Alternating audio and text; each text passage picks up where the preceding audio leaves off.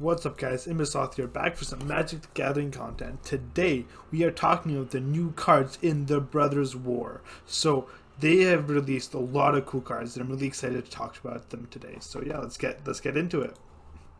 So the first card we'll talk about today is Teferi Temporal Pilgrim. He is 3 of any color and 2 blue for a 4 loyalty legendary planeswalker Teferi. He has, whenever you draw a card, put a loyalty counter on Teferi Temporal Pilgrim. 0. Draw a card. -2. Create a 2/2 blue spirit creature token with vigilance, and whenever you draw a card, put a 1/1 counter on this creature. -12. Target opponent chooses a permanent they control and returns it to their owner's hand. Then they shuffle each non-land permanent they control into its library. So his passive is pretty great because drawing cards isn't that difficult. You draw a card every turn, so that upticks, and then his first ability also draws a card. And if you build your whole deck around it, you could actually get pretty high loyalty pretty fast. The problem is that when he comes in, you spend 5 mana, so it'll be hard to draw extra cards after that. -2 is also pretty good. I see a line that you play him, you -2, get the creature, and next time you draw a card, he goes to 3 loyalty, so you can -2 again and still have Teferi alive. And then if you have 2 of these guys and you built the deck properly, you can draw a bunch of cards and make these guys huge with like maybe Silver Scrutiny. Silver Scrutiny would work really well with this card. And just for some reason I don't understand, the tokens have vigilance. So it makes it so you can be aggressive and defensive at the same time. And these guys could get really, really big. His last ability is kind of interesting. It's kind of meme at this point, because if they have that many permanents, Teferi's probably dead. So it would have to be a lot of like artifacts or enchantments or some small creatures. But if they print more cards like Silver Scrutiny, if you can get there, it's pretty strong. Maybe you can get to this really fast and then it becomes a blowout, just annihilating your opponent's board. So I think Teferi is very similar to Loth the Spider Queen. Their first 3 abilities are very similar, and I think Teferi is as strong as Loth. And that says a lot, because Loth saw a lot of play. A card that's really important to talk about when talking about Teferi Temporal Pilgrim is that Shieldred either destroys the deck or makes the deck really, really strong. If she's on your side and you get 2 life every time you draw, and you built your deck in a way that it draws a lot of cards, you can get from some really bad situations in some if you're against aggro with it. But if your opponent has the Shieldred and you lose 2 life every time you draw, that will have a really big impact on your Teferi strategy. So we haven't seen all the cards yet, and the reason the Shieldred's strong is that there wasn't much removal. So if you get a lot of removal, this might not be important. But if she's still strong, it might destroy the deck or make it really well. Good. So the next card we're talking about today is Gix, Yawgmoth Praetor. He is 1 of any color and 2 black for a 3/3 legendary creature Phyrexian Praetor. It has, whenever a creature deals combat damage to one of your opponents, its controller may pay 1 life. If they do, draw a card. Also has 4 of any color and 3 black to discard X cards. Exile the top X cards of target opponent's library. You may play lands and cast spells from among cards exiled this way without paying their mana cost. So I think the better ability is the first one. You can play this, and then if you can hit your opponent, you can draw and lose a life immediately to give him immediate value. And then he's decent body to hit your opponent and keep on drawing those cards. So that could be pretty good in an aggressive deck.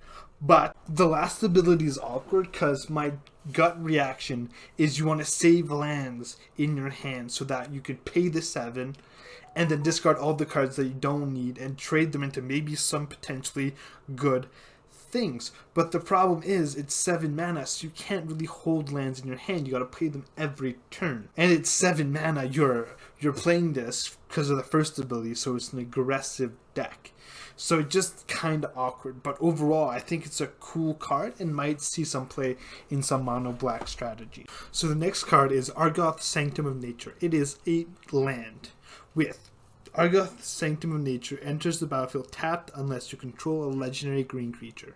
Tap, add 1 green. 2 of any color, 2 green, tap, create a 2/2 green boar, creature token, then mill 3 cards. Activate only as a sorcery. So I think this card is decent.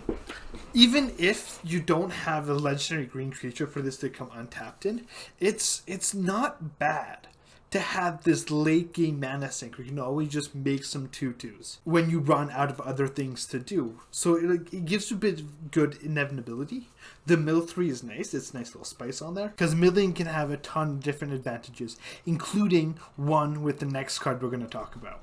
So Titania, Voice of Gaea, is 1 of any color and 2 green for a 3/4 legendary creature elemental. She has Reach. Whenever 1 or more land cards are put into your graveyard from anywhere, you gain 2 life. At the beginning of your upkeep, if there are 4 or more land cards in your graveyard, and you both own and control Titania, Voice of Gaea, and a land named Argoth, Sanctum of Nature, exile them, then meld them into Titania, Gaea's Incarnate. So as a baseline, a 3 mana 3/4 Reach isn't that bad. It's kinda on par.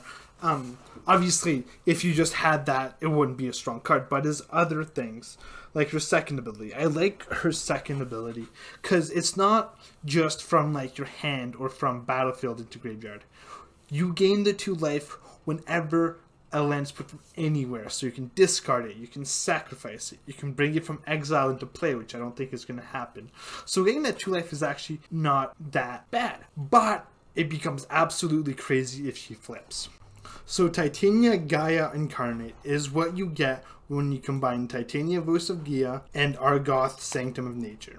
It makes a star legendary creature elemental avatar with Vigilance, Reach, Trample, and Haste. Titania's Gaea Incarnate power and toughness are equal to the number of lands you control. When Titania enters the battlefield, return all land cards from your graveyard onto the battlefield tapped. Then you can pay 4 mana, put 4 counters on target land you control. It becomes a 0/0 elemental creature with haste. It's still a land. This creature is crazy. I mean, look at all those keywords. She has Vigilance, Reach, Trample, and Haste. And what makes her even crazier is that when she comes in, you put all your lands into play, which makes her even bigger. And that really matters because you have the haste, so you can just immediately attack your opponent for like 10 or 8 to 12 damage. And then also her last ability, just a mana sink to create even more pressure. So if you can get this creature out